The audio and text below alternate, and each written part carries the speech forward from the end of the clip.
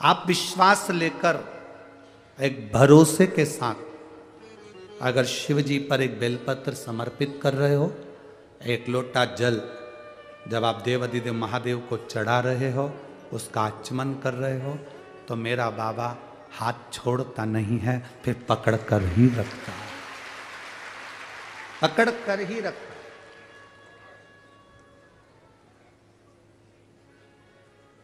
आप भरा हुआ पात्र लेकर, भरा हुआ कलश लेकर भगवान शिव के मंदिर जा रहे हो, तो खाली कैसे रख सकता है मेरा बाबा तुमको? सारी समस्या का हल एक लोटा जल। आपको खाली कैसे रख सकता है?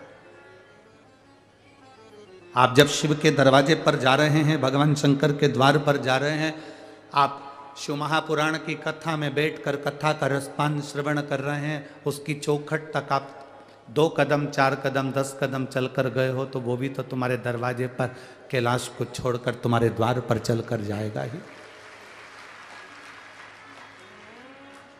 एक विश्वास जागृत करिए, अपने भीतर का भरोसा जागृत करिए।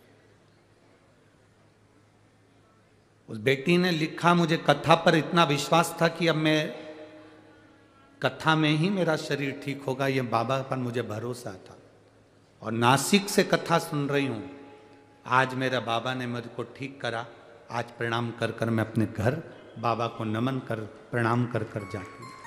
हर कथा में कथा सुनने के लिए 1 दिन आई, 2 दिन आई, कहीं 3 दिन आई, पर कथा का रस तत्व मैंने श्रवण किया। पंडाल में आने पर, पंडाल में बैठकर कथा श्रवण करने पर क्या मिलता है, क्या देता है मेरा भोले भंडारी? हम तो आज चले जाएंगे यहाँ से, हरि विट्ठल का नाम लेकर पंजाब बठिंडा के लिए निकलेंगे, पर आप लोगों ने जो दान करा, भोजन भंडारा करा, पुण्य करा, यजमान बने, कथा सुनी, भगवत स्मरण करा, कथा का रसपान करा, वो क्या देगा ये उसके ऊपर निर्भर करता है कि वो तुम्हें कितना दे और कितना प्रदान करे। अच्छा दो, अच्छा मिलेगा। राजा पृथु ने ईद दी, वो उसको जो लीद थी वो दे दी, घोड़े की लीद उसने प्रदान कर, उसको घोड़े की लीद मिली। अब ये कोई उपाय हो सकता है?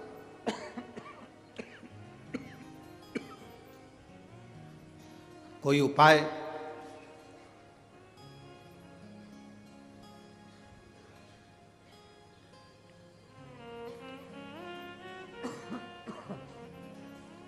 ऐसा कोई उपाय जिससे एक घोड़े की लीद मुझे खाना ना पड़े? राजा पृथु पूछ रहे हैं संत से कि ये घोड़े की लीद मुझे ना खाना पड़े, इसका कोई उपाय है?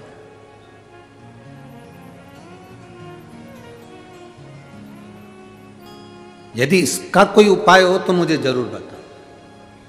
कहा, जब आप राजभवन में जाएं और आपके नगर के लोग यदि आपकी बुराई करें, आपके लिए अपशब्द कहें, निंदा करें, तो आपका पाप उनके खाते में चला जाएगा। आप फिर लीद नहीं खाओगे, वो घोड़े की लीद उनके हिस्से में चली जाएगी जो आपकी निंदा करते हो।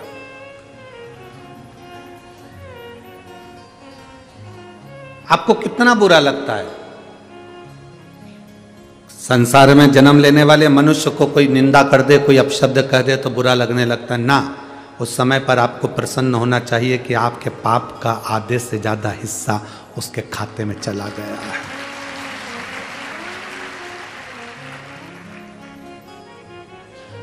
आपको यह प्रसन्नता होना चाहिए कि आपका आधे से ज्यादा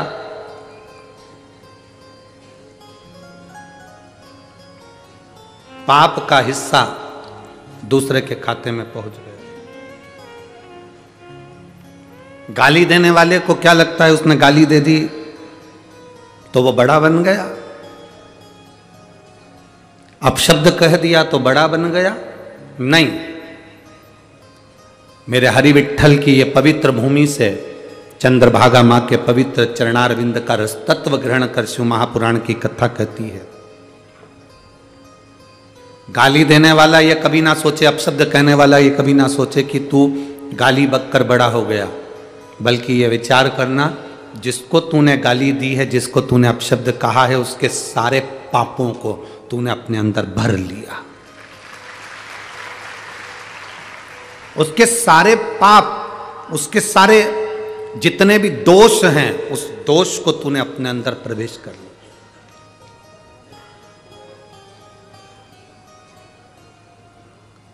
प्रेम की जो वाणी है, अच्छी जो वाणी है, वो जीवन का एक सुख देने वाली है। एक सेठ जी बड़े कंजूस थे, बहुत कंजूस, कभी कोई दान पुण्य करते ही नहीं थे, कोई दान नहीं, कोई पुण्य नहीं। आज बेटे को बिठाकर चले गए घर भोजन करने के लिए, इतने में एक संत आ गए। संत ने आवाज लगाई। वो संत का नियम था, सबके दरवाजे से एक एक चीज लेते थे, कहीं से आटा लेते थे तो कहीं से चावल लेते थे, कहीं से सब्जी लेते थे तो कहीं से कुछ ले लेते। एक दुकान वाले के पास में गए, इसी सेठ जी के दरवाजे पर गए, इसका लड़का बैठा था, उससे कहा भैया हमको थोड़ा सा नमक दे दो।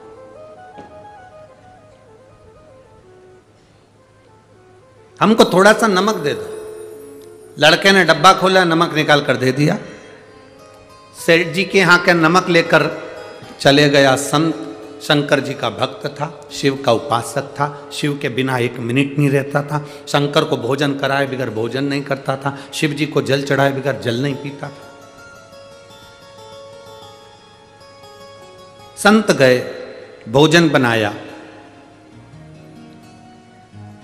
और भोजन बनाने के बाद भगवान को भोग लगा दिया, महादेव जी को। साहूकार गया अपनी दुकान पर और बेटे से पूछा, क्यों बेटा, क्या क्या बेचा?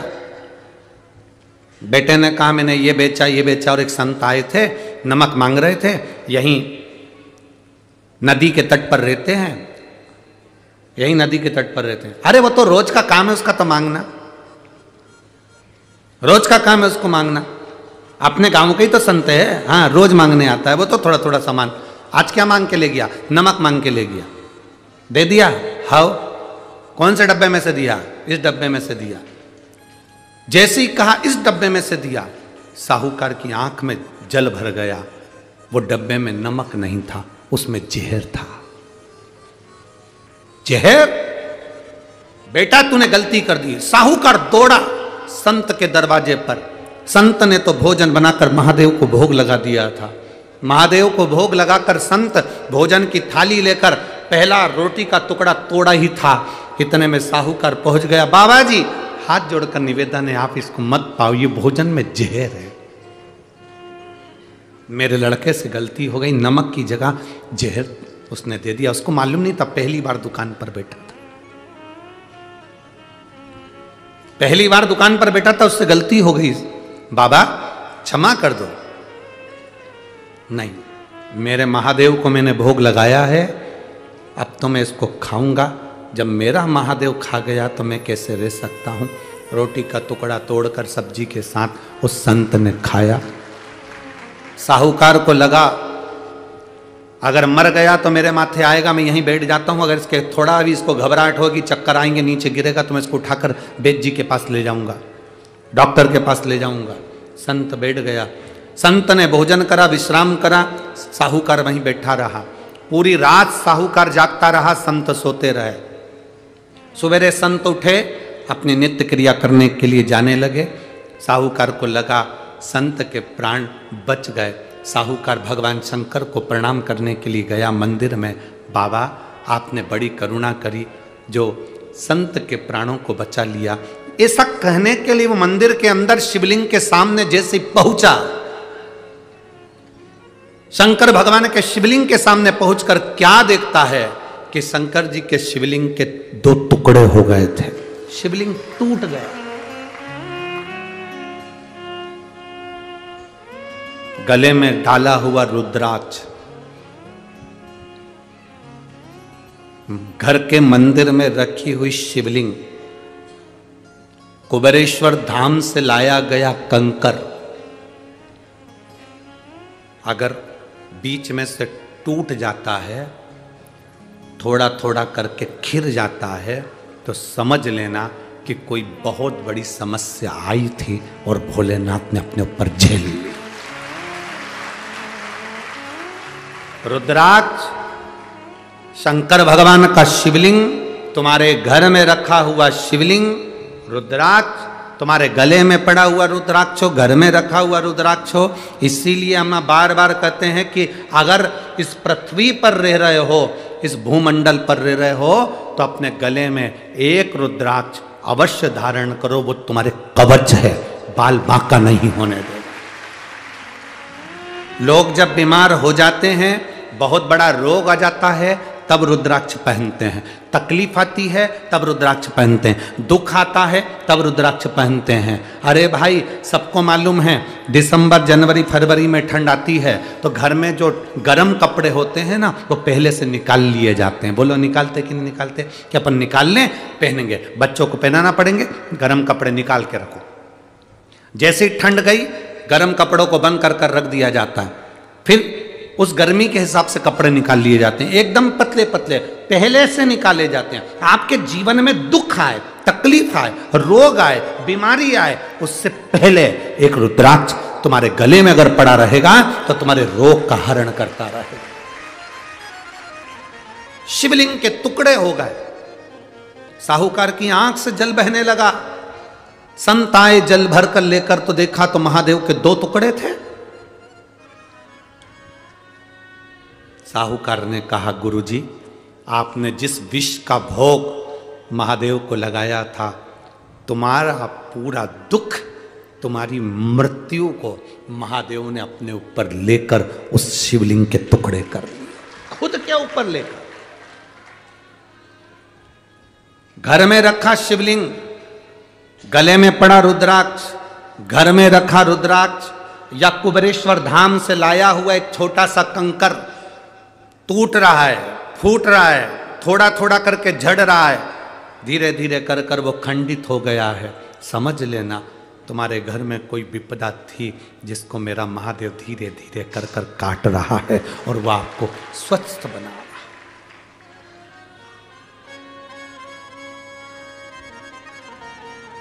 स्वस्थ।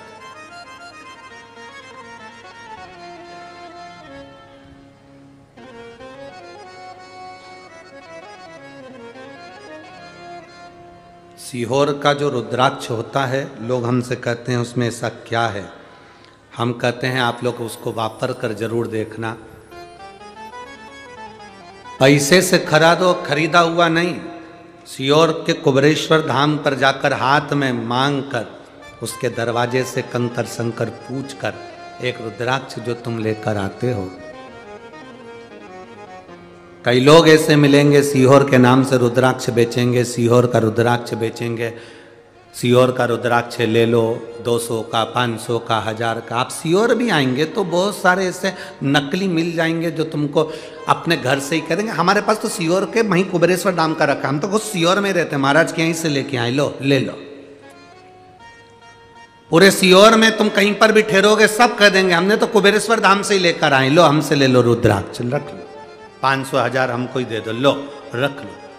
पर कुबेरेश्वर धाम का रुद्राक्ष ना तो कहीं ले जाया जाता है, ना कहीं भेजा जाता है, उसका कोई शुल्क नहीं है, वो निःशुल्क है। जब आप लेकर जाते हो, दुनिया के सारे रुद्राक्ष को रोज पानी में गलाना, बदबू मारने लगेगा, बीच में से टूट जाएगा।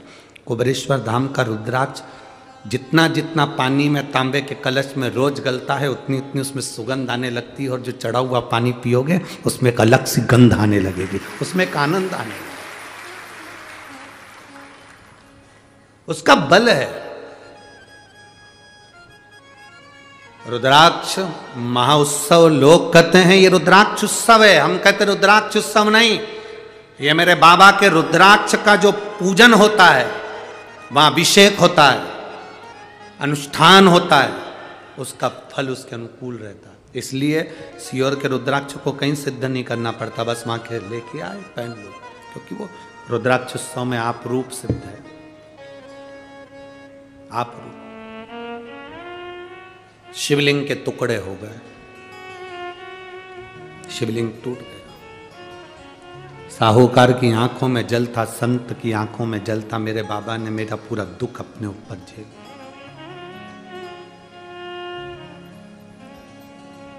महाराज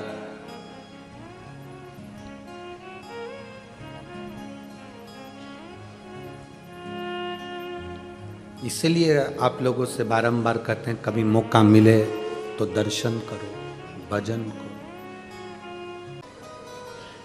तकलीफ की घड़ी में, कष्ट की घड़ी में देवाधिदेव महादेव तुम्हारे पास में, तुम्हारे साथ में कदम से कदम मिलाकर खड़ा है।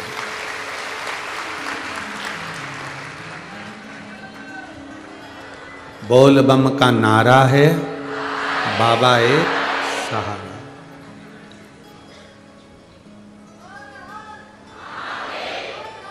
आपको लगता होगा कि शिव कथा केवल शिव कथा है, आपको लगता होगा कि शिव कथा केवल शिव कथा, जैसे और कथा होती हैं, भागवत कथा होती है, राम कथा होती है, हरि पाठ होता है, गीता कथा होती है, गीता पाठ होता है, देवी भागवत होती है, विष्णु पुराण होती है। आपको लगता होगा ऐसी है शिव पुराण की कथा है। ये केवल कथा नहीं है, इसको आप केवल कथा मत लेना। आप ये ना सोचना कि जैसे भागवत कथा होती है, राम कथा होती है, देवी कथा होती है, गीता जी होती है, हरि पाठ होता है, ऐसी ये कथा है। कथा नहीं है, ये पोलियो की दवा है।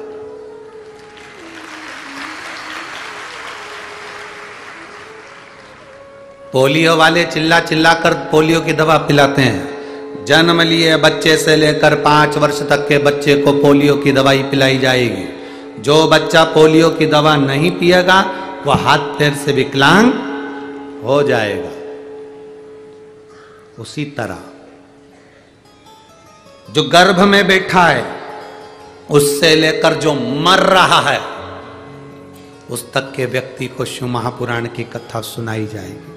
पोलियो की दवा नहीं पियोगे तो हाथ पैर से विकलांग हो जाओगे। शिव महापुराण की कथा नहीं सुनोगे तो आसक्ति, काम, लोभ, वासना, तृष्णा से विकलांग हो जाओगे। तो सुनो,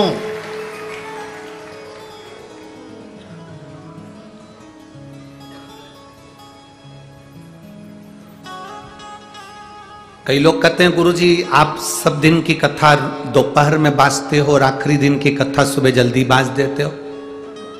कारण हमारा केवल एक ही निवेदन रहता है, सुबह की कथा बांचने का क्रम इसलिए तुम्हारे पति दुकान पर बैठते हैं, ऑफिस जाते हैं, अगर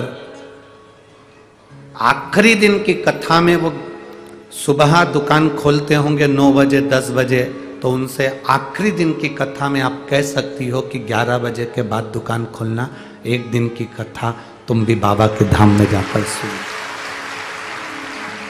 तुम भी श्रवण करो, तुम भी अपने जीवन में उतारो, तुम भी इस कथा का रसपान अपनी जिंदगी में इसको भी धारण करो। रोज तो तुम 9 बजे 8 बजे दुकान खोल ही लेते हो, 10 बजे दुकान खोल ही लेते हो, पर एक दिन 1-1.5 घंटा लेट सरी। दवा मिली है इसको पी लो, औषधि मिली है इसको ग्रहण कर लो। पुलिस की ड्रेस को देखकर चोर भाग जाते हैं, भागते कि नहीं भागते? पुलिस की ड्रेस को देखकर चोर भाग जाते हैं और शिव महापुराण की कथा को देखकर हमारे पाप भाग जाते हैं। ये वो कथा है, ये जीवन का एक सुख देने वाली, एक आनंद प्रदान करने वाली। भरा हुआ लोटा लेकर आप शिव जी के मंदिर तक जाओ। तारकासुर के 3 बेटे तारकाक्ष, विदुमाली और कमलाक्षकी ने जो उपद्रव मचाया था, उन उपद्रवों को शांत करने के लिए भगवान शिव ने पशुपतिनाथ का अवतार लिया था। भगवान शिव ने जो पशुपतिनाथ का अवतार लिया, भगवान शंकर जो पशुपतिनाथ बनकर विराजमान हुए, 33 कोटि देवी देवताओं को पशु बना दिया और स्वयं पशुपतिनाथ बन गए, स्वयं पशुपतिनाथ बनकर विराजमान हुए। उनके पशुपतिनाथ बनने पर पशुपतिनाथ व्रत का वर्णन आ गया। 2 चीजें हैं, एक पाशुपत्य अस्त्र है और एक पशुपति व्रत है।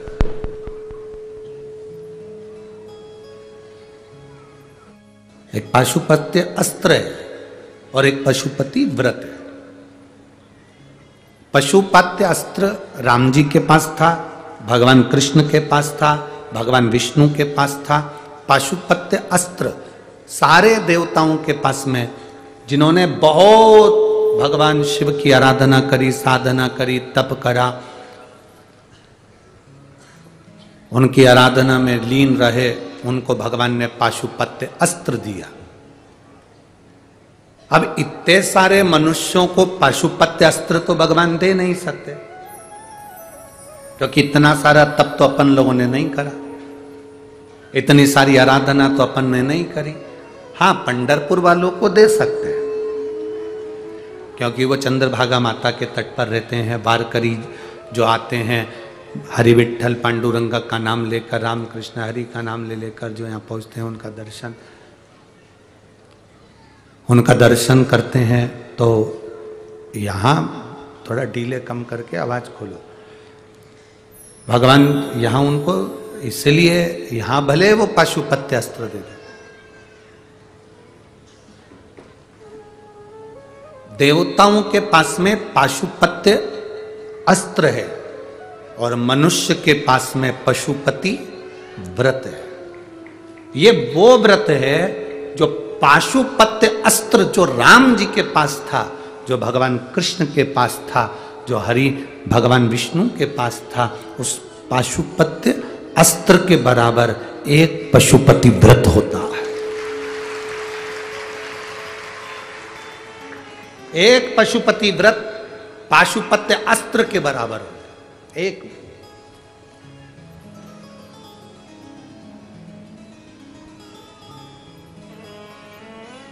आप जितना भाव से पशुपति व्रत करोगे, उतना भाव से मेरा भोलेनाथ उसको स्वीकार करेगा।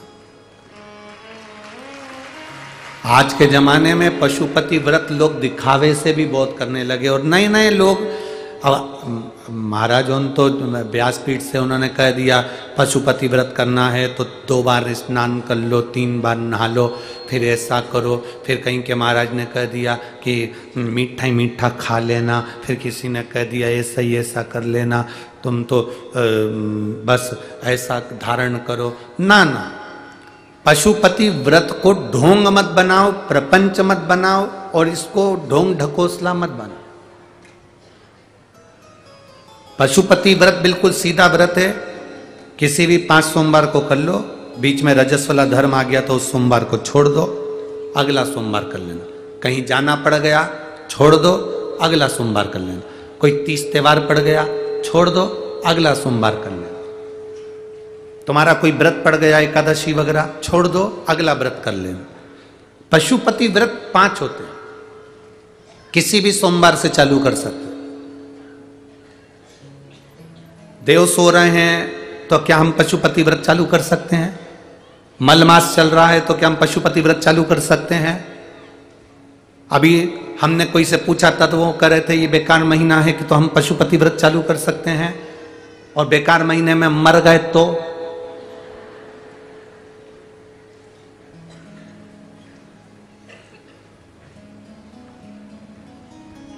मान लो तुमने कहा भी अगले महीने से करूंगी, अच्छा महीना आएगा ना तब करूंगी।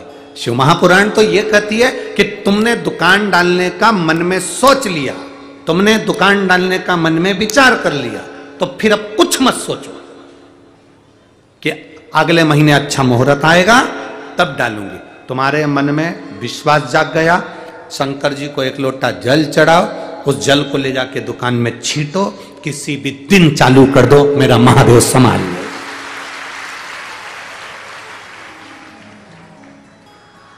काल करे सो आज कर, आज करे सो अब, पल में प्रलय हो जाएगा, शिव नाम जपेगा कब। जलने वाले, ईर्ष्या करने वाले, बोलने वाले सब बोलते रहेंगे, कहते रहेंगे अभी कोई मुहूर्त है, अभी कोई मुहूर्त है, सब कहते रहेंगे मुहूर्त, मुहूर्त का इंतजार करते रहोगे।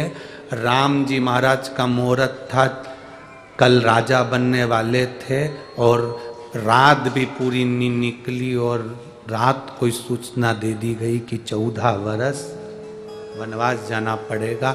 इसलिए मुहूर्त का इंतजार मत करो। जिस दिन तुम भगवान का नाम लेकर दिल से श्री शिवाय नमस्तुभ्यम बोलकर जिस दिन तुम मुहूर्त करोगे उस दिन तुम्हारा मुहूर्त सफल होगा।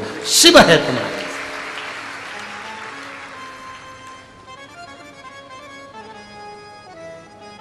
शंकर का भक्त मुहूर्त का इंतजार नहीं करता, भजन का, वो तो शिव भक्ति है।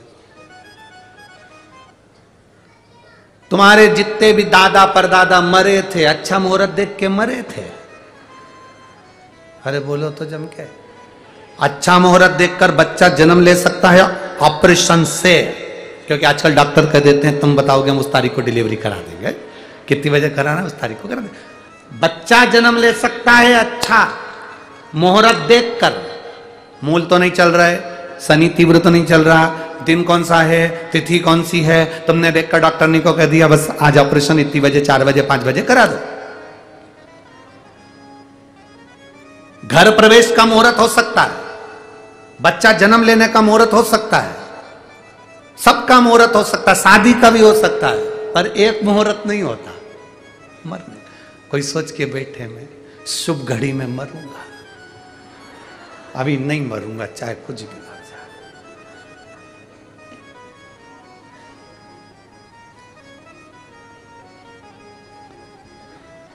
उसके यहां के मुहूर्त 24 घंटे खुले रहते हैं।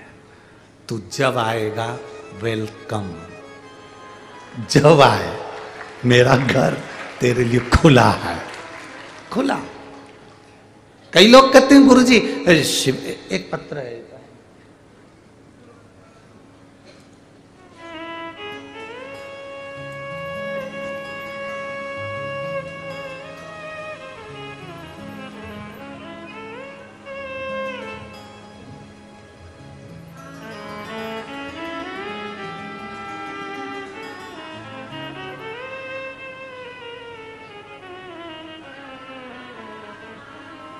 नाश्ते की प्लेट, नाश्ता नहीं है वो। नाम है अनसुईया गोदकी, विजयपुर कर्नाटक। कहीं बैठी हैं तो हाथ हिला सकती हैं। अनसुईया गोदकी, विजयपुर कर्नाटक से हूँ। कहीं बैठी हो तो हाथ हिला सकती हैं। कौन से में है? अच्छा उधर है, ठीक है। एक बार वापिस हाथ हिलाओ। श्री शिवाय नमस्तुभ्यम। मुझे किडनी का प्रॉब्लम था, मेरी किडनी प्रोटीन नहीं बना पाती थी। आपकी कथा सुनने के पश्चात मेरी मां कुबेरेश्वर धाम सीहोर चली गई और उन्होंने कंकर शंकर की पूजा करके बाद में वहां से रुद्राक्ष लाई और वह रोज पूजा करके शंकर जी पे जल चढ़ाकर रुद्राक्ष का जल मुझे देने लगे। मैं बाबा का क्या गुणगान करूं। डॉक्टर ने मुझे बचने की कोई गारंटी नहीं थी कि मेरी जो किडनी थी उसका प्रोटीन नहीं बन रहा था। कुछ समय का मुझे मेहमान बताया। डॉक्टर ने जवाब दे दिया था, हमने सारे हॉस्पिटल में जांचें कराई पर किसी भी जांच का डॉक्टर ये नहीं बोला कि तुम बहुत समय तक जिंदा रहोगे। प्रोटीन बन नहीं रहा था।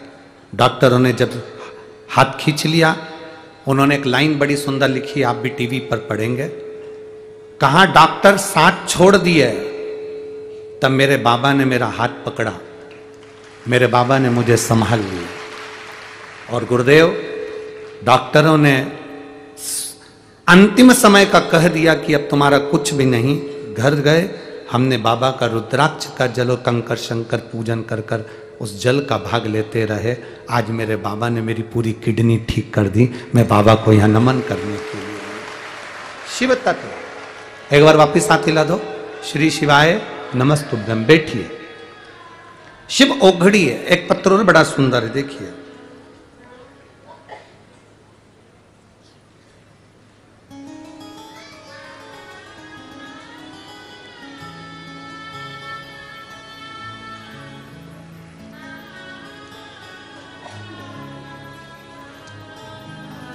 मेरा नाम भक्ति बाबा साहेब पंचाल, तालुका भूम, जिला धाराशिव, महाराष्ट्र। सही बोला है? हाँ ठीक है। गुरुजी मेरा मोबाइल नंबर ये है। मैं हर रोज प्रदोष काल में मेरे भोले बाबा के मंदिर में जाकर एक लोटा जल समर्पित करती हूँ। कहीं बैठी हैं का? आप ही हैं? हाँ, हाथ हिला दो एक बार। श्री शिवाय नमस्तुभ्यम। मेरा नाम भक्ति बाबा साहेब पंचाल, तालुका भूम, जिला धाराशिव, महाराष्ट्र से हूँ। मेरे बाबा को मैं एक लोटा जल समर्पित करती हूँ। आपने कथा में एक बार चावल के दाने का प्रयोग बताया था कि एक चावल का दाना नाम बोलकर, गोत्र बोलकर, कुंदकेश्वर महादेव का नाम लेकर अपने मन में जो आए वो बाबा को प्रदोष के दिन समर्पित करना। बाबा, आप कहते हैं कि बाबा 3 महीने में उसका फल देता है। बाबा ने ऐसी कृपा कर दी, इतनी दया मेरे बाबा ने कर दी गुरुदेव कि 3 महीने में मैंने जो मांगा था मेरे बाबा ने मुझे दिया। धाराशिव में, महाराष्ट्र में ही मुझे बाबा की ऐसी कृपा हो गई कि पुलिस अधीक्षक कार्यालय एसपी ऑफिस में सरकारी नौकरी मिल गई।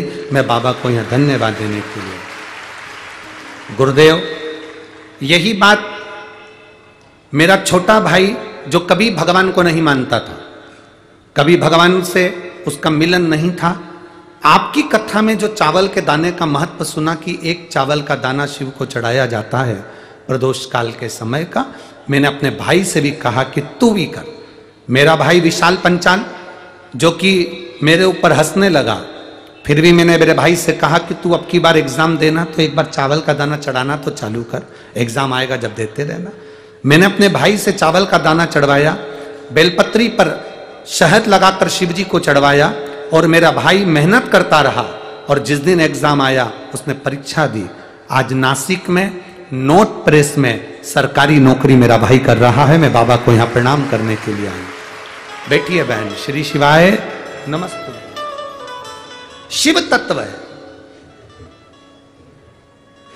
उसने एक बहुत अच्छी लाइन लिखी है, गुरुजी कोई आपकी बात पर विश्वास करे ना करे, पर आपका चावल का दाना कमाल कर गया है। यह शिव तत्व है। ओघड़ी शंभु, उसकी कृपा बिना कुछ नहीं हो सकता।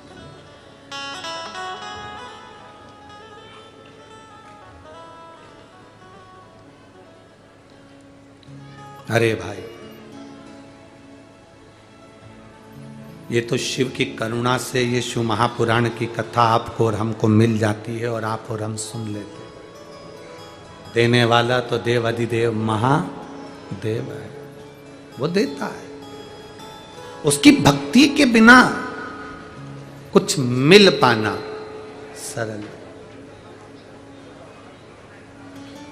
हमारे बीच में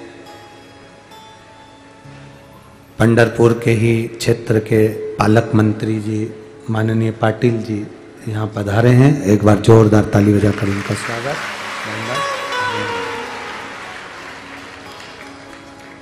शिव तत्व की प्राप्ति कोई साधारण नहीं है। भगवान शिव की प्राप्ति कोई सहज नहीं है।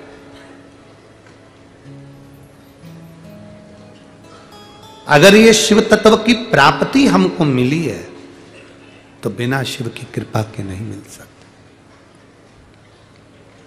बिना शिव उदारता के हमको नहीं प्राप्त हो सकती।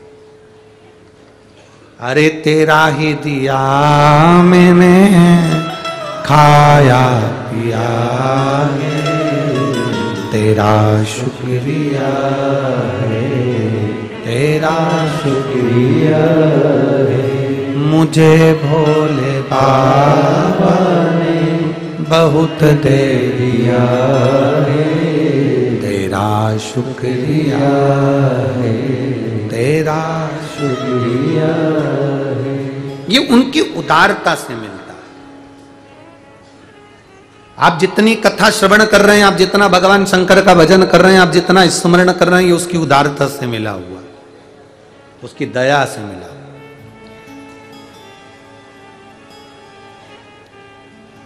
जब वो कृपा करता है तो साधारण कृपा नहीं करता, उसकी भक्ति का बल बढ़ता है, विश्वास बढ़ता है। शिव महापुराण की कथा कह रही है, भगवान शंकर का बड़ा सुंदर संवाद कर रहा है।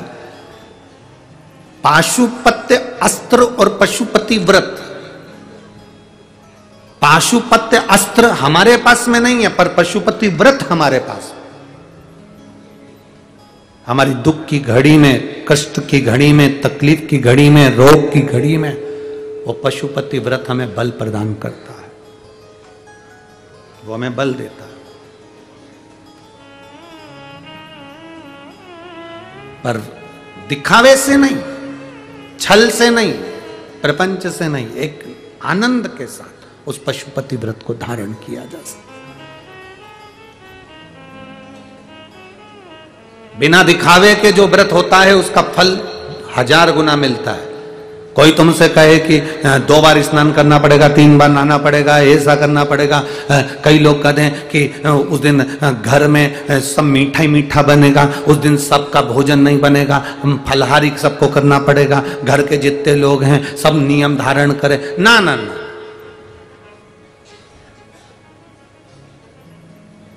ये नियम हमारे यहाँ नहीं है।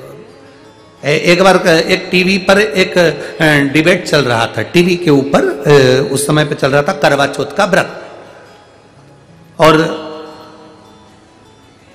टीवी वाले करवा चौथ के व्रत वाले दिन बता रहे थे। एक पति के पास वो माइक लेके पहुंच गए।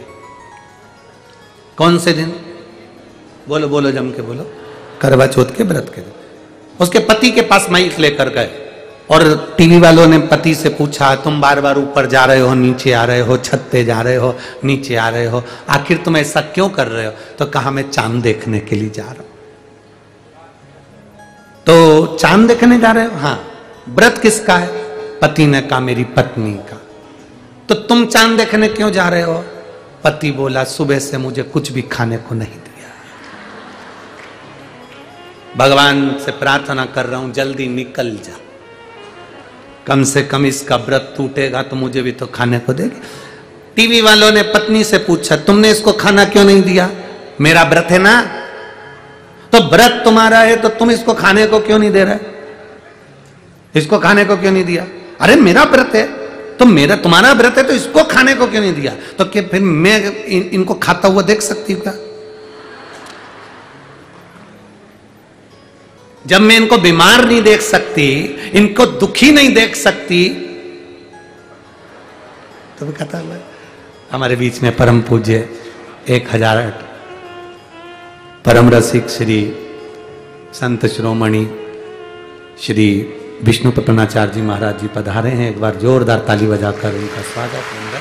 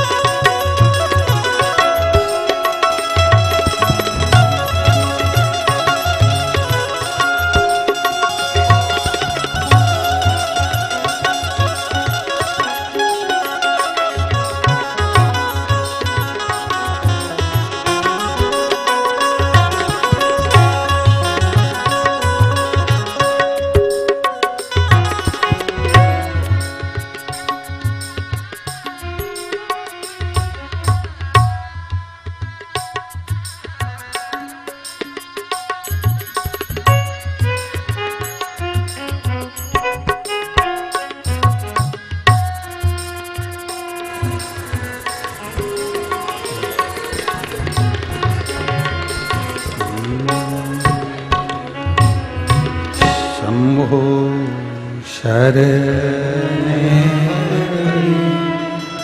मांगू घड़ी दुख काटो। समीर समीर उनको जाना है। शंभो शरणे मांगू घड़ी रे घड़ी दुख काटो। दया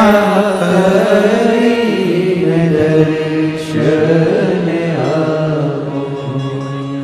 दया करीन दर्शन आओ। शिव कथा कह रहे, भगवान शंकर का संवाद कर रहा है। पशुपति व्रत में कोई दिखावा नहीं है। पशुपति व्रत के अंदर कोई दिखावा नहीं।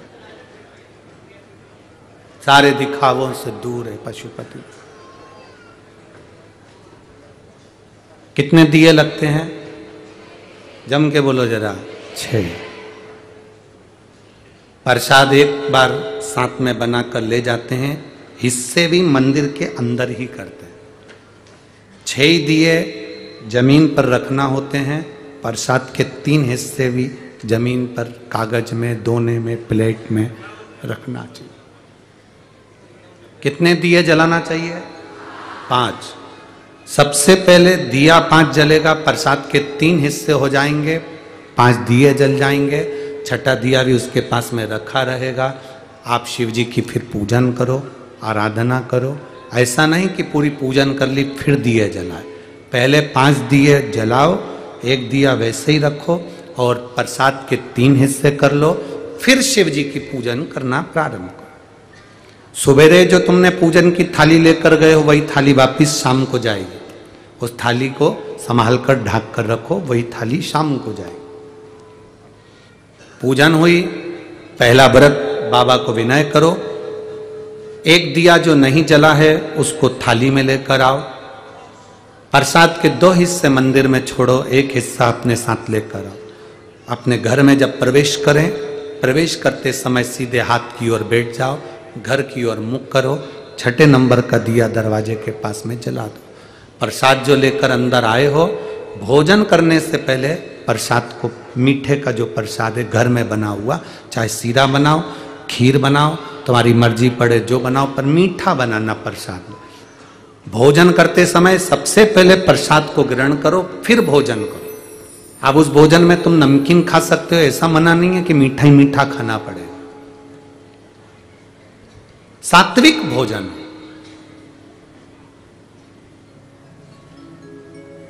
जो प्रसाद लेकर आए उस प्रसाद में से किसी को हिस्सा नहीं देना। कढ़ाई में, भगोनी में जो तुमने प्रसाद बनाया था ले जाने के लिए, उसमें भी आधा नहीं छूटना चाहिए। प्रसाद उतना ही बनना चाहिए जितना मंदिर जाएगा।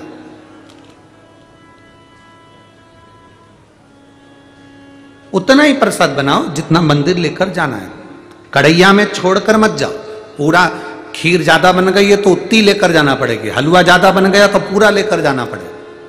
अगर वहां आधा छूट गए, आधा तुम लेकर जा रहे हो, तो प्रसाद के 2 हिस्से तो वहीं पर हो गए। फिर भगवान उसको स्वीकार नहीं करते। क्योंकि अगर कढ़ैया में छोड़ दिया, भगोनी में छोड़ दिया, तो आधा आधा हिस्सा तो वैसे ही हो। उसको लेकर जाओ पूरा। वहां पर 3 हिस्से करो, 2 हिस्से बाबा को दो, 1 हिस्सा। 5वां व्रत जब आए, एक श्रीफल भेंट बाबा को समर्पित कर कर 108 चावल के दाने, मूंग का दाना, जो तुम चढ़ा सकते हो, बेलपत्र हो, फूल की पंखड़ी हो, जो बाबा को दे सकते हो वो दो। बाबा से विनती करो, आज मेरा व्रत पूर्ण हो रहा है, आप इसे स्वीकार करो। दिखावे से कोई व्रत नहीं होता। एकादशी का व्रत तुम करो और पूरे घर के लोगों को भूखा मार दो तो वो एकादशी का व्रत नहीं कहलाएगा। सोमवार का व्रत तुम करो और पूरे घर के लोगों को तुम सोमवार का व्रत करा दो, अर्थात भूखा रख दो, तो वो सोमवार का व्रत नहीं है। करवा चौथ का व्रत तुम्हारा और पति को भूखा रख दिया रात भर, तो क्या मतलब है सब व्रत करने से? और तुम लोग कह देती हो हम उनको दुखी नहीं देख सकते, हम उनको तकलीफ में नहीं देख सकते, हम उनको बीमारी में नहीं देख सकते, तो हम उन्हें खाता हुआ कैसे देख सकते? व्रत तुम्हारा है, तुम रखो, उसको अच्छे से खाने दो। भगवत भजन करना, स्मरण करना, दिखावे से दूर हो जाओ। जितना तुम दिखावे से दूर रहोगे उतनी अपनी जिंदगी का सुख पाओ, उतना सुख पाओ।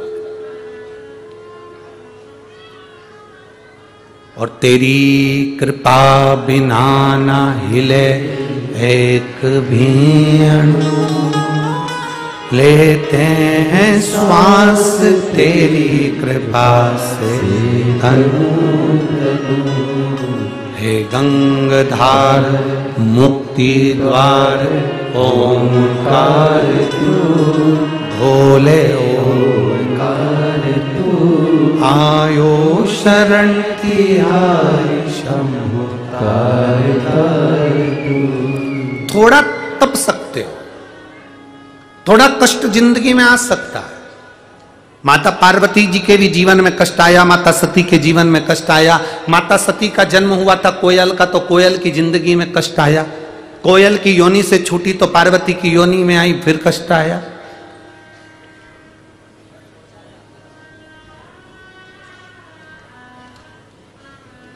भाई, कच्चा सीरा तुम नहीं खा सकती, खा सकती हो? कच्चे चावल बोलो तो जम के, तुमने पकाया, कच्चा रह गया। कच्चा रह गया तो तुम क्या करती हो? वापस पानी डालती हो, फिर गैस पे चढ़ा देती हो। पकाना है उसको, कच्चा है। सब्जी कच्ची रह जाएगी तो खा लोगे। पूरन पोली बना रहे हो, उसमें जो तुमने पूरन बनाया वो चने की दाल कच्ची रह गई तो पूरन बन जाएगा।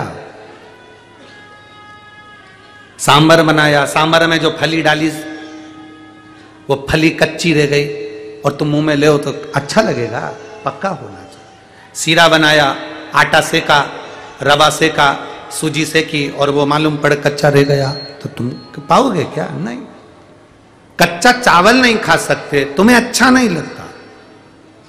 कच्ची सब्जी अच्छी नहीं लगती, कच्ची रोटी अच्छी नहीं लगती, कच्ची पूड़ी अच्छी नहीं लगती, तो कच्चा भक्त भी भगवान को अच्छा नहीं लगता।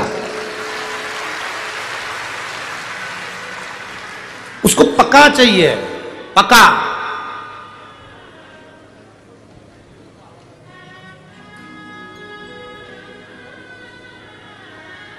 लोग कहते हैं अब जिंदगी में हम तो अब अवस्था निकल गई, अवस्था निकल गई, अब हम ओल्ड हो गए। क्या हो गए? जम के बोलो जरा, ओल्ड हो गए। शिव महापुराण की कथा कहती है, कभी अपने मुख से मत कहो कि मैं ओल्ड हो गया, बल्कि ये कहो ये दुनिया की भट्टी में तप तप कर मैं गोल्ड हो गया।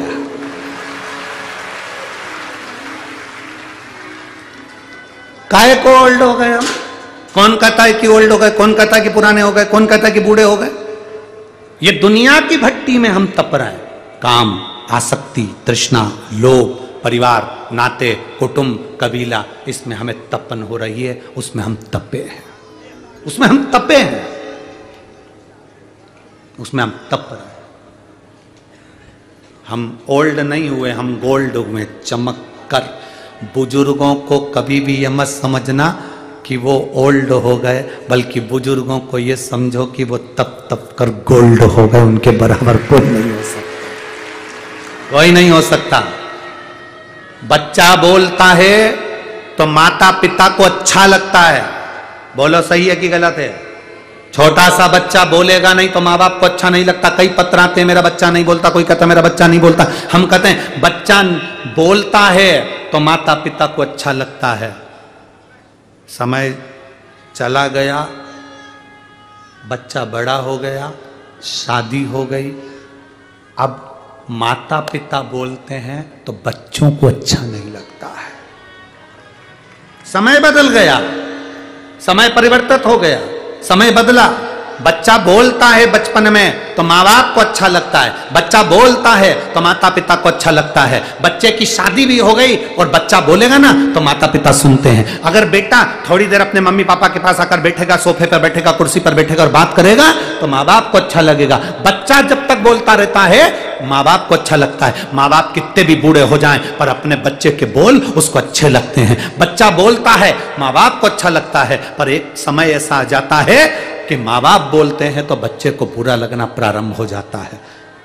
एक निवेदन, वो गोल्ड है, आप उसके पास बैठोगे तो उस गोल्ड की चमक तुम्हारे को भी जिंदगी में आएगी और तुम भी गोल्ड हो जाओगे। उसके करीब बैठिए। भगवान विष्णु के बच्चे कभी भगवान विष्णु के पास में नहीं बैठे, ब्रह्मा जी के बच्चे कभी ब्रह्मा जी के पास में नहीं बैठे। केवल एक देवादिदेव महादेव ऐसे हैं जिनके बच्चे उनके पास में बैठे। केवल देवादिदेव महादेव, उनके बच्चे उनके पास में बैठे। क्यों? क्योंकि गणेश जी को मालूम है मैं बुद्धि का देवता बाद में हूं, पहले महादेव का शिष्य हूं, महादेव के चरणों में रहता हूं, उन्होंने मुझे बुद्धि दी है। रिद्धि सिद्धि का पति बाद में हूं, ये रिद्धि सिद्धि मेरे महादेव ने मुझे प्रदान करी। जो दिया इसने दिया।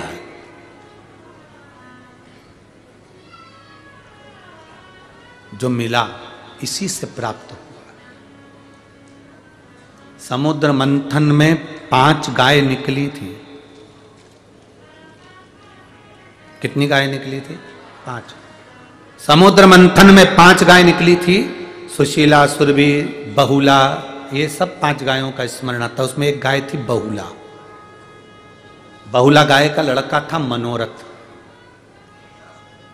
बहुला गाय का बेटे का नाम क्या है?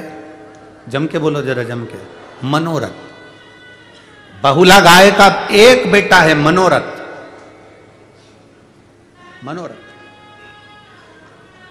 आज भी नियम है, शिव महापुराण की कथा का आज भी नियम है, गौशाला में 100, 150, 500, 50 कितनी भी गाय हो, उस गाय में से एक गाय का बछड़ा हो और उस बछड़े का नाम मनोरथ रख दिया जाए और उसको गौशाला में या अपने यहाँ पर उस मनोरथ बैल को, मनोरथ नंदी को, मनोरथ बछड़े को अपनी गौशाला में रखा जाता है, तो उस गौशाला में कभी मनोरथ कम नहीं होते, वहां मनोरथ बढ़ते चले जाते हैं। आज भी पुष्टि मार्ग में, वैष्णव संप्रदाय में, हमारे यहाँ वारकरी संप्रदाय के अंतर्गत हो, वैष्णव संप्रदाय के अंतर्गत हो, शैव संप्रदाय के अंतर्गत हो, जिस संप्रदाय के अंतर्गत हम देखते हैं तो वहां कहते हैं आज क्या है? आपके यहाँ मनोरथ है। क्या है? भगवान का मनोरथ है। मनोरथ नाम आया कहां से? ये भगवान शंकर जब समुद्र मंथन हुआ, उस मंथन में जो 5 गाय निकली, उस 5 गाय में से एक गाय थी बहुला। उस बहुला गाय के बेटे का नाम था मनोरथ। बहुला गाय अपने बेटे मनोरथ को दूध पिला रही थी।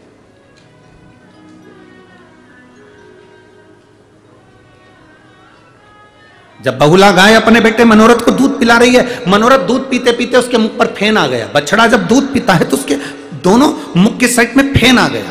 फेन आया और वो फेन हवा में उड़ा, देवादिदेव महादेव जहां बैठे थे उनके ऊपर जाकर गिरा। शिव जी पर जैसे फेन गिरा तो शंकर भगवान क्रोधित हो गए। क्रोधित होकर वो मनोरथ को उन्होंने देखा, उसको दंड देने के लिए भगवान शिव आने लगे। तो बहुला गाय के मन में आया कि मेरा पुत्र को शिव दंड दे देंगे, करूं क्या मैं? बहुला गाय को लगा मैं करूं तो करूं क्या। बहुला गाय ने उसी समय पर एक तेज श्वास खींची और बहुत तेज श्वास खींचकर बहुला गाय भगवान शंकर को निगल गई। शिव जी को निकल कर उसने अपने गर्भ में धारण कर। हाहाकार मच गया चारों तरफ, शिव नहीं, शिव नहीं, शिव नहीं, चारों तरफ हाहाकार मच गया। सब भगवान शंकर को ढूंढने लगे, शिव नहीं मिल रहा है, शंकर नहीं मिल रहा है। किसी ने माता पार्वती जी से पूछ लिया, मां आपने क्या बाबा को देखा? देवादिदेव महादेव को कहीं देखा? पार्वती जी जानती हैं एक मां की दशा क्या होती है। एक मां की दशा क्या होती है पार्वती जी जानती है। हमने पहले भी कथा में कहा है, जिसके शरीर पर सफेद रोग हो जाता है, चमड़ी सफेद पड़ जाती है, पूरी चमड़ी का चर्म रोग हो गया, चमड़ी सफेद पड़ गई, उसके लिए हमने कहा था कि एक कार्य, पूर्णिमा के दिन गाय का बछड़ा दूध पी रहा हो उसके मुंह पर फेन आ गया हो, उस फेन को चम्मच में ले लो और जहां जहां सफेद रोग हो गया है, चमड़ी सफेद पड़ गई, वहां उसको लगा लो और पूर्णिमा की रात्रि को खुले में चंद्रमा की रोशनी में थोड़ी देर बैठ जाओ। उसके बाद स्नान करो। 4-5 पूर्णिमा आपने लगातार कर लिया, 5 पूर्णिमा के बाद आपका शरीर की जो चमड़ी सही थी वैसी की वैसी चर्म होता चले जाता है, वो रोग समाप्त हो जाता है, चमड़ी अपने असली रंग में आ जाती है। बहुला निकल गई, भगवान को अपने उदर में रख लिया। एक मां की दशा मां जानती है।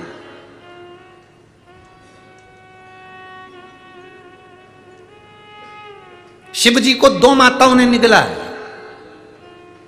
भगवान शंकर को 2 माता निकल गई थी। देवादिदेव महादेव को 2 माताएं निकली हैं। एक अभी आपको नाम बताया, क्या नाम था? जम के बोलो जरा, जम के। बहुला गाय, गौ माता। दूसरे नंबर पर है पार्वती माता। दूसरे नंबर पर कौन है? माता पार्वती। जब भगवान गणेश जी महाराज ने आकर कहा, मां बहुत तेज भूख लग रही है, कैलाश पर जितना अन्न था वो लंकाधिपति रावण लेकर चले गया था। सदानंद कार्तिकेय जी आकर कहते, मां बहुत भूख लग रही है। मां की आंख से आंसू बह गया, मेरे बच्चे भूखे हैं। जया, विषहरा, शामली बारी, दौतली, देव, शंकर जी की 5 लड़कियां सामने आकर खड़ी हो गई, मां भूख लग रही है। नहीं, अशोक सुंदरी आई, शंकर जी की 6ठी लड़की, उसने कहा मां भूख लग रही है। माता ने हाथ में जल लेकर शिव जी को समर्पित करा। पार्वती जी ने, शंकर जी के नेत्र ना खुले, बाबा के नेत्र ना खुले। पार्वती को लगा मेरे बच्चे भूखे रह रहे हैं, रो रहे हैं बच्चे, बिलख रहे हैं बच्चे, और भूख के मारे एक मां अपने बच्चे को बिलखता हुआ नहीं देख सकती। मां ने भगवान शिव को उठाना चाहा, बाबा उठो तुम्हारे बच्चे भूखे हैं। क्योंकि ब्रह्मा ब्रह्म लोक में रहते हैं, भगवान विष्णु वैकुंठ लोक में रहते हैं, मेरा महादेव मृत्यु लोक में रहता है। पृथ्वी पर जैसे आपका घर है वैसा मेरे महादेव का घर है। पृथ्वी पर रहता मेरा शिव है। पृथ्वी के लोगों की दशा को मेरा शंकर समझता है कि इसको दुख क्या है, क्योंकि वही समझेगा जो तुम्हारा करीबी होगा, वही समझेगा जो तुम्हारे पास में होगा, वही समझेगा जो तुम्हारे नजदीक में होगा। ब्रह्मा ब्रह्म लोक में हैं, भगवान विष्णु वैकुंठ लोक में हैं, भगवान शंकर मृत्यु लोक में है। तुम्हारे घर के पास में जो रहता है वो तुम्हारी घर की दशा को अच्छे से जानता है। तुम्हारे पास में जो रहता है वो तुम्हारे मन की दशा को अच्छे से जानता है। मेरा महादेव मृत्यु लोक में रहता है, इसलिए हर एक व्यक्ति के मन की दशा को मेरा महादेव जानता है। हर एक व्यक्ति के बोल बम का नारा है, बाबा एक सार। हर एक व्यक्ति के मन की दशा जानता। जान गई पार्वती जी, ये तो बाबा तो नित बन करके बैठे। अगर मेरे स्तनों में दूध आता तो मैं अपने बच्चों को पिलाकर पेट भर देती, पर मेरे स्तनों में दूध नहीं आ रहा, अब करूं क्या? पार्वती जी ने शिव जी को उठाया, निगल गई, माता के स्तनों से दूध बहना प्रारंभ हो गया। पार्वती मैया के जब स्तनों से दूध बहना प्रारंभ हुआ तो गणेश, सदानंद, कार्तिकेय, जया, विषहरा, शामली बारी, दौतली, देव, अशोक सुंदरी सब ने पिया। अब हाहाकार मचा। जैसे गौ माता निकल गई थी, बहुला शिवजी को हाहाकार मच गया, वैसे ही पार्वती निकल गई तो हाहाकार मच गया। शिव नहीं दिख रहा है, भगवान शंकर ना जाने कहां चले गए। ढूंढा, कौन बताए? तब माता लक्ष्मी और ब्रह्माणी ने कहा शिव जी को तो पार्वती जी निकल गई। स्तुति करी। माता पार्वती से कहा आप प्रकट करो शिव जी को। माता ने अपनी नासिका से धुएं के रूप में शंकर भगवान को प्रकट करा। शिवजी का नाम द्रुमवान हो गया, पार्वती का नाम ध्रुमावती माता हो गया। माता पार्वती ध्रुमावती बन गई, ध्रुमावती माता बनकर बैठ गई। भारत की भूमि पर केवल 2 ही मंदिर है माता ध्रुमावती के हैं, एक जबलपुर के पास में, एक दतिया में, जहां ध्रुमावती माता बैठी। सारे भारत की भूमि पर सारी देवियों को सुहाग की सामग्री चढ़ती है, मांग में सिंदूर, मंगलसूत्र, चूड़ी, लाल चूनर सब चढ़ती है, पर ध्रुमावती माता अपने पति को निगल गई थी, इसलिए उनको सुहाग सामग्री नहीं चढ़ती। वो बिल्कुल मांग में उनके सिंदूर नहीं, पाँव में बिछुड़ी नहीं, पाँव में पायल नहीं, इसलिए स्त्रियों को वो दर्शन नहीं करने देते हैं। सौभाग्यवती नारियों को दर्शन नहीं करा जाता। ध्रुमावती बन। बहुला गाय निकल गई भगवान को, हाहाकार मच गया।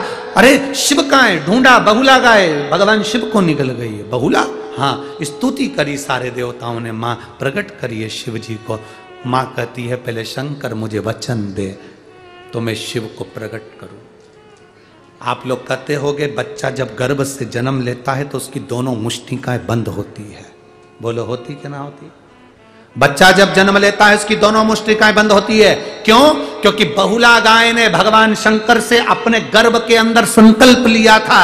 उस दिन से आज तक गर्भ में जो बच्चा होता है वो गर्भ में संकल्प लेता है। बहुला गाय ने संकल्प लिया था कि शिव प्रकट होंगे तो मेरे बेटे को नहीं मारेंगे या मेरे बेटे को कोई क्षति ना होगी। शिव ने संकल्प दिया था। उसी तरह हमारे गर्भ में, जब माता के गर्भ में जब बच्चा होता है वो भीतर संकल्प लेता है कि मैं मृत्यु लोक में जन्म लूंगा तो भगवान का भजन करूंगा, स्मरण करूंगा। पर मुष्टिका बांध कर संकल्प लिया जाता है कि भजन करूंगा, भजन करूंगा, भजन करूंगा, भजन करूंगा। पैदा होते सही में तो भोजन करूंगा, भोजन करूंगा, भोजन करूंगा। खाने में उसका चित्त लग जाता है, भजन उसका छूट जाए, भजन छूट गया।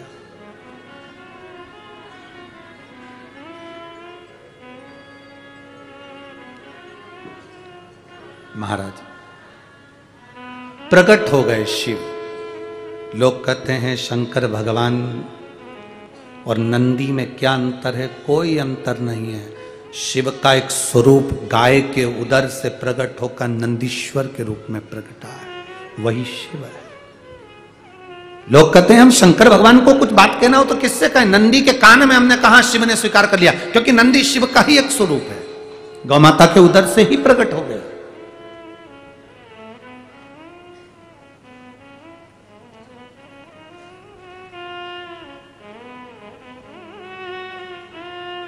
शंकर को पहचानना बहुत कठिन है। जो पहचान गया उसने अपनी जीवन की सार्थकता को सिद्ध कर लिया।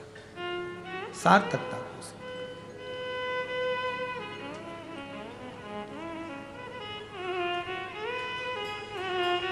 जहां जगह मिल जाए वहां बैठकर प्रार्थना करना। आज कथा का विराम दिवस है। भाव से, भक्ति से भगवान शिव से अपने मन की बात को कहते हुए आप और हम भगवान देवाधिदेव महादेव से अपने हृदय से बाबा से प्रार्थना करें। जहाँ भी जगह मिल जाए बड़े दिल से, बड़े भाव से। बाहर जितने खड़े हैं वो भी बड़े भाव से बैठ जाओ। कार्यकर्ता जितने खड़े हैं वो भी बैठ जाओ। बार बार पंढरपुर में शिव महापुराण की कथा नहीं होगी। प्रार्थना करने के लिए सब बैठो, चाहे कार्यकर्ता हो चाहे सेवादार हो, सब बैठो, प्रार्थना। जिसको आता है साथ में बोलेंगे श्री शिवाय नमस्तुभ्यं, श्री शिवाय नमस्तुभ्यं, श्री शिवाय नमस्तुभ्यं, श्री शिवाय नमस्तुभ्यं, श्री शिवाय नमस्तुभ्यं। भोला सब दुख काटो मारा, ओ भोला सब दुख काटो मारा। शिव शंकर जपो तेरी माला, भोले बाबा जपो तेरी माला। भोला सब दुख काटो मारा, ओ भोला सब दुख काटो मारा। वेश है मंगल मंगलकारी, वेश है मंगल मंगलकारी। शमशान वासी हमारा, शमशान वासी हमारा। ओ भोला सब दुख काटो मारा, ओ भोला सब दुख काटो भगवान शिव की कथा कह रही है, देवाधिदेव महादेव का संवाद कह रहा है। भगवान तुमरुका जी चंचुला देवी को 12 ज्योतिर्लिंग का स्मरण करा रहे हैं। सुंदर सोमनाथ जी का वर्णन किया है, चंद्रदेव का रोग मुक्त किया, मल्लिकार्जुन बाबा का दर्शन कर कर शिव बाबा आनंद पाए, महाकालेश्वर दूषण नाम के राक्षस का संहार किया, विंध्य नामक पर्वत का उद्धार कर भगवान ओंकारेश्वर बने, नर नारायण को वर देकर केदारेश्वर बने, कुंभकर्ण की पत्नी करकटी का पुत्र भीम का संहार कर कर भीमा शंकर बन गए, मनु शत्रुपा को दर्शन देकर काशी विश्वनाथ बन गए, गौतम बाबा से गौ हत्या का दोष मिटाकर बाबा त्र्यंबकेश्वर बन गए, रावण के भाव को शुद्ध कर कर भगवान वैद्यनाथ बन गए, दारुक नाम के राक्षस का संहार कर कर नागेश्वर बन गए, राम जी स्वयं स्थापना करे तो रामेश्वर बन गए, और सुधर्म नाम के ब्राह्मण की पत्नी घूष्मा के बेटे को जीवित कर दिया तो कृष्णेश्वर बन गए। तुमरुका जी इस पवित्र कथा को सुन रहे हैं, सुना रहे हैं। चंचुला देवी का पति बिंदुक प्रेत योनि से मुक्त हो जाता है। कथा सुन रहे हो आप और हम।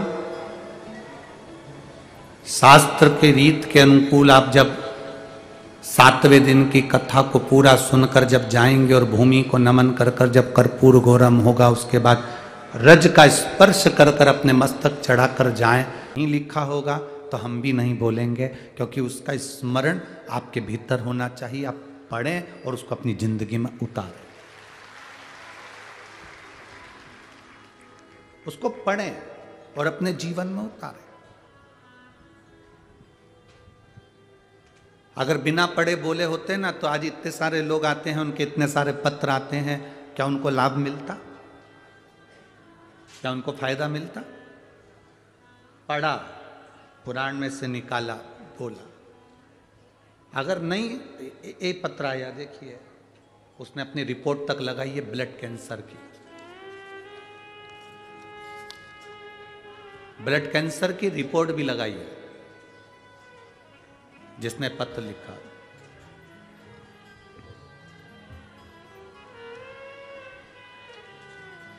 मैं राधा कृष्ण कुमार पाटिल, उम्र 70 साल, परभणी महाराष्ट्र की निवासी हूं। मेरा मोबाइल नंबर ये है, कहीं बैठी हो तो हाथ हिला सकती हैं। अगर कहीं बैठी हो, मैं राधा कृष्ण कुमार पाटिल, उम्र मेरी 70 साल, परभणी महाराष्ट्र की निवासी हूं। मेरा मोबाइल नंबर ये है। अच्छा, उधर पंडाल में बैठी, हाँ ठीक है, हाथ हिला दो माँ। श्री शिवाय नमस्तुभ्यम। ठीक है आप? श्री शिवाय नमस्तुभ्यम जी। मैं राधा कृष्ण कुमार पाटिल हूँ, मेरी उम्र 70 साल, परभणी महाराष्ट्र की निवासी हूँ। परिणाम, मुझे 4 साल से ब्लड कैंसर है। 4 साल से मुझे ब्लड कैंसर।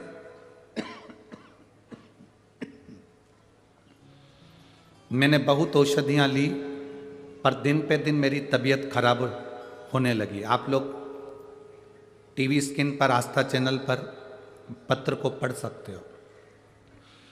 मैं खाना भी बड़ी मुश्किल से खाती थी, बार बार औषधि उपचार के लिए हॉस्पिटल जाना पड़ता था।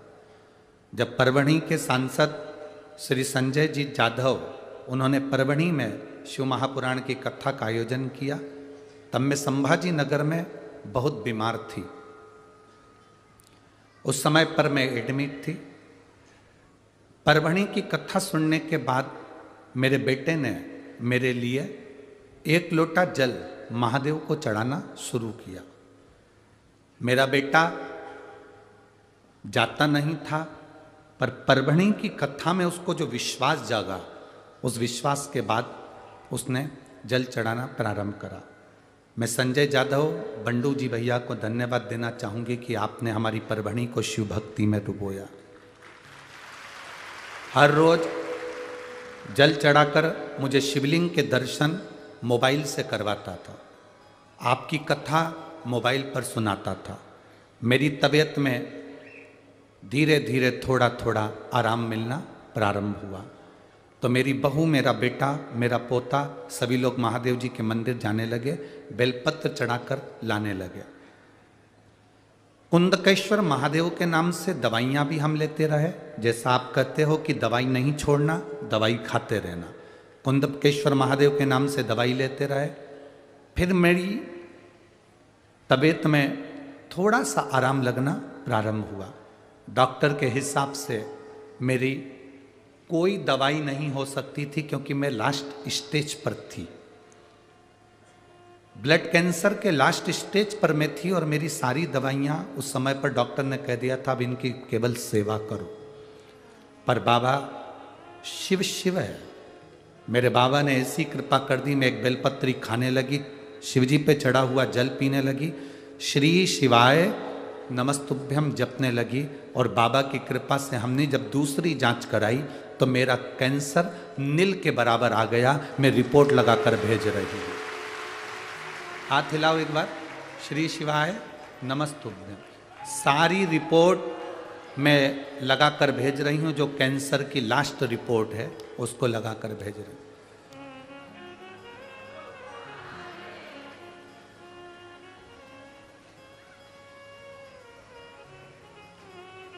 आपने लिखा है मुझे औषधि के रूप में एक बेलपत्र जरूर दीजिए। आप बहुत दूर बैठे हो, पर मैं कार्यकर्ता से जरूर कहूँगा कि एक बेलपत्र आप तक पहुँचाएंगे, वो आप तक पहुँचेगी। श्री शिवाय नमस्ते। पाटिल जी,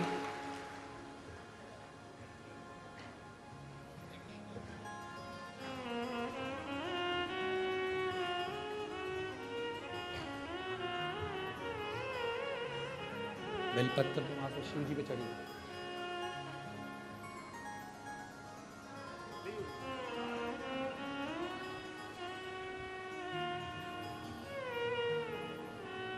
ये बेलपत्र उनके पास पहुंचा, कोई कार्यकर्ता को दे दो, वो उनको दे देंगे। शिव को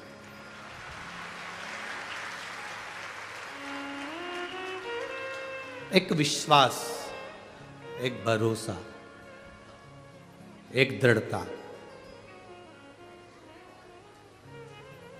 जब आपके भीतर प्रकट होता है तो मेरा ओघड़दानी आपके सम्मुख में होता है।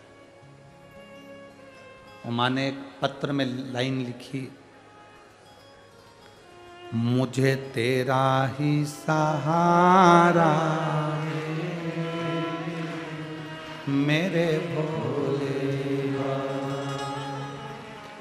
अर्थात उसके आश्रित हम हो गए।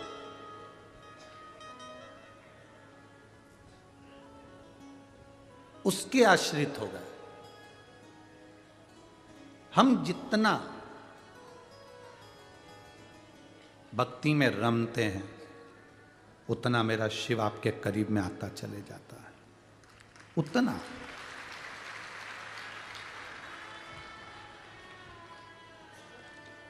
एक बात,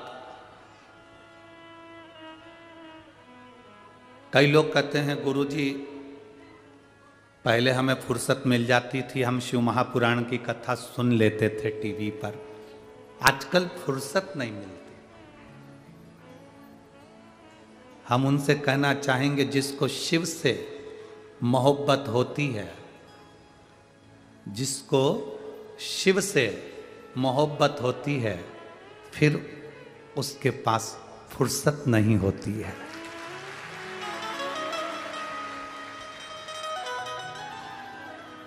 इतना व्यस्त कर देता है वो आपको, जिसके घर में औलाद नहीं उसको औलाद देकर व्यस्त कर देता है, जिसके पास धन नहीं उसको धन देकर व्यस्त कर देता है, जिसके विवाह नहीं होते उसको विवाह कर कर व्यस्त कर देता है, और जो बीमार है उसको स्वस्थ कर कर व्यस्त कर देता है।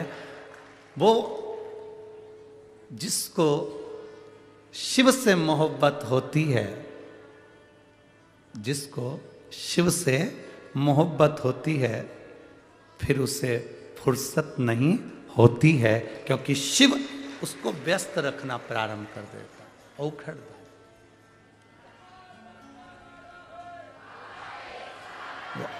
अपने करीब आप जितने बैठे हो ना, आपसे ज़्यादा रोड पर भी लोग बैठे हुए हैं, चारों तरफ की रोड पर भक्त बैठे हुए हैं, कहीं जगह नहीं है पंडाल में, ग्राउंड में। सुबह 8 बजे की कथा है, आप लोग रात भर चल के सुबह सुबह यहाँ पहुँचते हो और कथा में अपना स्थान ग्रहण कर कर कथा सुनते हो। तो जब इतनी दूर से चलकर तुम यहाँ तक पहुँचे हो तो वो भी तो कैलाश से चलकर तुम्हारे दरवाजे तक पहुँचेगा।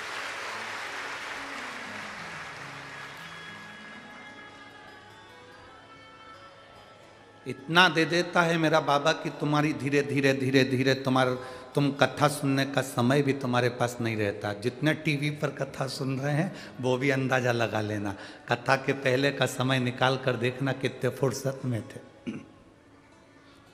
और कथा सुनते सुनते 6 महीना 8 महीना 1 साल 1.5 साल हुआ और अब अंदाजा लगा कर देखना कि तुम्हारी व्यस्तता बाबा ने कितनी बढ़ा दी। तुम्हारे पास में फुर्सत नहीं मिल पा रही है, इतने व्यस्त हो, इतने व्यस्त।